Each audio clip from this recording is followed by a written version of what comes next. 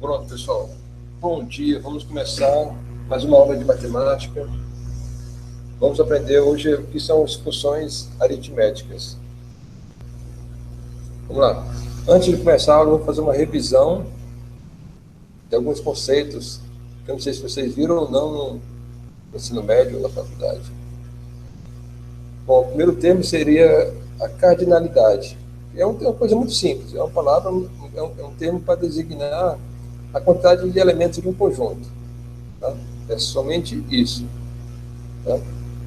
E a cardinalidade de um conjunto, por exemplo, esse conjunto S é representado da seguinte forma, com duas barras verticais. Tá? Como fosse um módulo do número, então aqui nós temos a cardinalidade de um conjunto. Okay? Então, por exemplo, conjunto dos meses do ano, qual a cardinalidade? 12. Conjunto das estações do ano, qual a cardinalidade? 4. Um conceito bem simples. O outro que eu queria relembrar, que é o de somatório, né? Então, é uma forma de simplificar uma soma. Usa esse símbolo, é uma letra grega maiúscula, sigma maiúsculo, né? E é uma forma bem compacta de escrever. Então, se você tem lá uma soma de 1 até 100, né, números naturais de 1 até 100, em vez de escrever tudo isso, você põe de uma forma mais simplificada. Você está dizendo o seguinte, é o somatório, tá, dos números i, sendo que o i vai variar de quanto? De 1 até 100. Pronto, só isso, tá? Aqui você diz o início, aqui em cima você põe o final. E aqui no meio, como o valor vai variar. Então, no caso aqui não tem variação, é o próprio número. Se eu pegar a metade desses números aqui, pegar só os números pares, em vez de 100 termos dessa soma, vamos ter 50. Como ficará?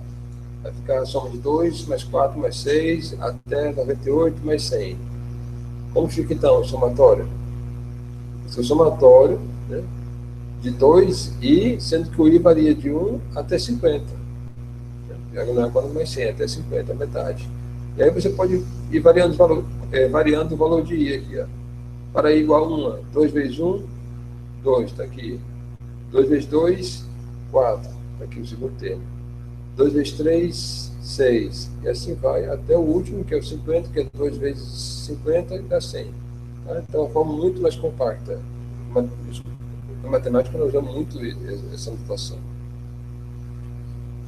Agora vamos ver o que são as funções aritméticas. Okay?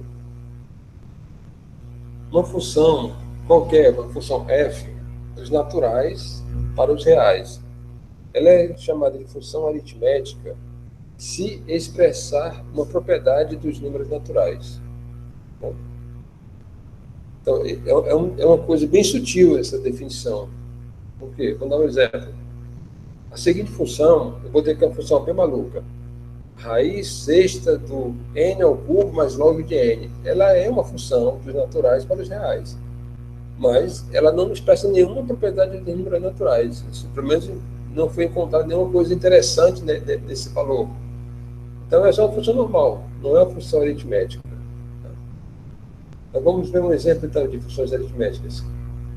As mais básicas são essas aqui, a função tal, a função sigma e a função φ. Tá bom? Se você for estudar matemática na faculdade, né, fazer o curso de matemática, você vai ver várias outras funções. Essas são as mais básicas, são as mais simples. Se você terminar o curso da faculdade e for se especializar em teoria dos números, aí sim, você vai ter que dominar todas essas funções. Existem, sei lá, umas 50 funções aritméticas que os matemáticos usam. Né? Eu não conheço muito, eu não fiz o curso de matemática, então eu conheço as mais famosas. E essas são bem simples. O que nos interessa é a função φ. Tá? Mas, para uma questão didática, para não ir direto apresentando a φ, costuma-se até em livros, né, mostrar primeiro essas, que é para o aluno se acostumar, né, com coisas bem simples, essas são bem simples, para depois chegar na φ. Bom, só uma questão de didática. Vamos ver então a função, a mais fácil, a função tal. A função tal ela é definida desta forma: a quantidade de divisores positivos de um número natural. É só isso. Você conta os divisores, e aí é o valor da função. Em notação matemática, você pode encontrar em livros assim, ó, a função, o valor da função tal, dado o número n, é a cardinalidade do conjunto de divisores de n, ou você também pode encontrar isso também, que é muito comum, no somatório, né? Onde você soma 1 a cada vez que você encontra um divisor. Então, por isso que aqui está vazio, porque você não sabe onde vai parar. Você sabe simplesmente o seguinte, você faz um teste. Ah, é divisor? Então acrescenta 1. É divisor? Acrescenta 1. Vai sempre acrescentando 1. E aí, no final, você tem uma conta. São essas duas formas que você pode encontrar em livros. Tá bom? Depois vou dar exemplo. Não se preocupe. E a função sigma é definida como a soma dos divisores positivos de n. Tá bom? Então, uma outra forma que você encontra assim, em livros é a forma matemática, é um somatório. Agora você soma o próprio número. Você encontrou o número é divisor de n, então ele vai adicionando, vai somando, vai incrementando os valores, né? Vai somando, coloca isso no somatório e aí você, no final você tem a soma dos divisores. Tá bom, vamos ver exemplos, né, para entender melhor, para ficar bem claro. Eu tenho os divisores de 8. Quais são os divisores de 8? 1, 2, 4 e 8. Muito simples. Qual é o tal de 8? É 4. É só somar, tem 4 elementos. Qual é o sigma de 8? É só somar os valores. 1 mais 2 mais 4 mais 8, que dá 15. Pronto. Entendeu? Coisa bem simples. Vamos lá, outro exemplo. Os divisores de 12 são o 1, o 2, o 3, o 4, o 6 e o 12. Então, qual é o tal de 12? 6. Qual é o sigma de 12? Soma 1 mais 2 mais 3 mais 4 mais 6 mais 12, que dá 28. Tá bom? Muito simples. Agora o número primo, pega o 13. Quais são os divisores de 13? Agora, o divisor de número primo é 1 e ele mesmo. Então, o tal de 13 é 2. E o sigma de 13 é só somar 1 mais 3, que dá 14. É bem simples. Agora, aí vem a dúvida. É possível calcular os valores de tal de n e sigma de n sem listar os elementos do conjunto? Porque listar os elementos é chato, é demorado e, bom, isso vai levar um tempão, assim, não é prático. Então, dá para fazer isso sem listar? Mas sim, a resposta é sim. Tá? E vamos ver como se faz. Bom, um exemplo mais simples, né, é se o número for primo. Você já sabe, o tal vai ser 2. Tá? E o sigma dele vai ser 1 mais ele mesmo. Tá? Isso aí vale qualquer entrada prima. Então, é bem simples.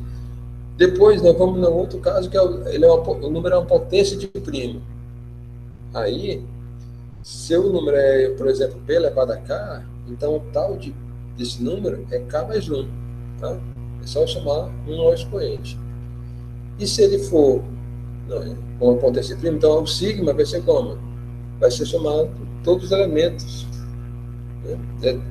Todas as potências de primo, até o valor de k. Lembra do 8? O 8, por exemplo, que a gente viu no conjunto 8, quais são os divisores de 8? Ora, o 1, o 2, o 4 e o 8. Tá? Bem simples. Ora, mas isso aqui ele é um APG. Não sei se você lembra do ensino médio, um APG. Então, são os elementos APG, o primeiro termo é 1 e a razão P. Então, se você olhar na formulazinha, vai dar esse aqui. Tá? É P elevado ao K mais 1. Menos 1 sobre P menos 1. Então, como calcular os valores de tal de N e sigma de N para um N qualquer?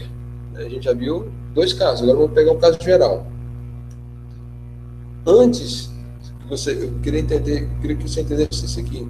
Existem nas funções aritméticas, existem funções que são completamente multiplicativas. O que quer dizer isso? Por que eu marquei até completamente? São funções aritméticas que possuem a seguinte propriedade.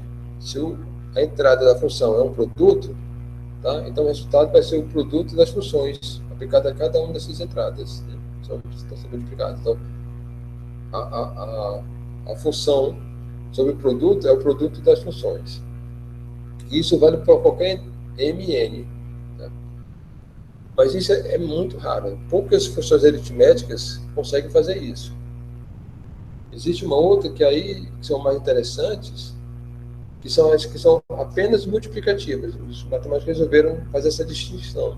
Como essas são mais comuns e também quando são úteis, então vamos definir como funções multiplicativas para distinguir daquelas que são completamente multiplicativas. Então, o que é uma função multiplicativa? São as funções aritméticas que possuem a seguinte propriedade: vale aquele, né, produto, né, a função do produto é o produto das funções, mas só que o N e o M eles são coprimos, tá? Ou primos entre si. Lembra aquele termo novo que nós aprendemos, coprimos. Tá bom? Ora, as funções aritméticas que nós vimos, a tal, a sigma e a phi, elas são multiplicativas, tá? Elas não são completamente, mas elas são multiplicativas. Aí você vem a pergunta, mas mesmo sendo multiplicativa, mesmo não sendo completamente, ainda assim é uma vantagem? Sim, é uma vantagem sim. Eu vou mostrar o porquê. Vamos ver, você tem um N e você fatora o N, né, como um produto de potências, né? Eu falei aqui, nós temos aqui a base, o expoente, e isso aqui é uma potência, tá? Então aqui nós temos K potências. E cada uma dessas potências, elas são primas entre si. Ora, então já ajuda, tá? Já é uma grande ajuda você ter uma função aritmética que seja multiplicativa. Porque se o N for fatorado dessa forma, você pode então fazer o produto das potências. Tá? A potência do produto vai ser igual ao produto das potências, né? No F. Então, no caso da função tal, por exemplo, nós vimos então que o tal de N, né, então vai ser produto, né, de potências. Ora, separa então, aplica o tal a cada potência individualmente. E isso aqui nós já vimos. Potência de primo nós já vimos lá no slide, um dos slides anteriores. É só somar o expoente com 1. Ora, então, no caso geral, de tal de N, você, com a fatoração do número, você encontrou o valor total. Ok? Aí, então, eu vou dar um exemplo aqui. Esses dois números, 360 e 1.574.573, eles possuem a mesma quantidade de divisores. Então, se você fatorar 360, vai ser o quê? 2 ao cubo, vezes 3 ao quadrado, vezes 5 elevado a 1. Ok? Então, você aplicando o tal para cada uma dessas potências, você encontra o valor. Para 2 elevado a 3, é só acrescentar 1 ao 3, então vai dar 4. Ao 2 é só acrescentar 1, aí vai ficar 3. Ao 1 é só acrescentar 1, vai ficar 2. Então, 4 vezes 3 vezes 2 é 24. Ora, mas esse número aqui também ele tem praticamente a mesma estrutura que você tem, apesar das bases serem diferentes, completamente diferentes entre 360, mas os expoentes são os mesmos. Ó. 1, 3 e 2, tá? Só muda a ordem aqui, mas os expoentes são os mesmos, então você tem 1 mais 1 dá 2, 3 mais 1 dá 4, 2 mais 1 dá 3, e aí 2 vezes 4, 8, 2 vezes 3, 24. Tá? O que interessa, então, na função tal são os expoentes, e aí você percebe que esses dois números têm o mesmo divisores. No caso da função sigma, mesma coisa, vamos aplicar a distributividade, então você tem aqui o produto das funções sigmas, você já calculou cada um dessas, né? Já viu como se calcula, então pronto, é só aplicar essa fórmula aqui, individualmente. Tá bom, vamos ver exemplos. No sigma, qual é a soma dos divisores 360? Ora, você separa nas potências, tá? E aí você usa a formulazinha. Bom, o sigma de 5, ele já sabe, é só somar o 5 mais 1. Por quê? Porque aqui é um primo. Então, vai ter um trabalhinho maior aqui. Então, você vai lá, põe o 2 elevado a 3 mais 1, menos 1, sobre 2 menos 1. Tá? Aqui a mesma coisa também, 3 elevado a 2 mais 1, menos 1, sobre 3 menos 1. Bem, não é simples, não é complicado. Então, você tem aqui 2 elevado a 4, na verdade, que é 16, vai ficar 16 menos 1, aqui é 3 elevado a 3, que é 27, menos 1, sobre esses valores aqui. Então, você tem 15 vezes 3 vezes 6, você encontrou o valor, então, 1170. Já são divisores, sem precisar listar os divisores. Isso aqui é interessante. Tá? Então, assim, você consegue saber quantos elementos tem um conjunto do divisor e saber a soma dos elementos, mas você não precisa ter os divisores em mãos.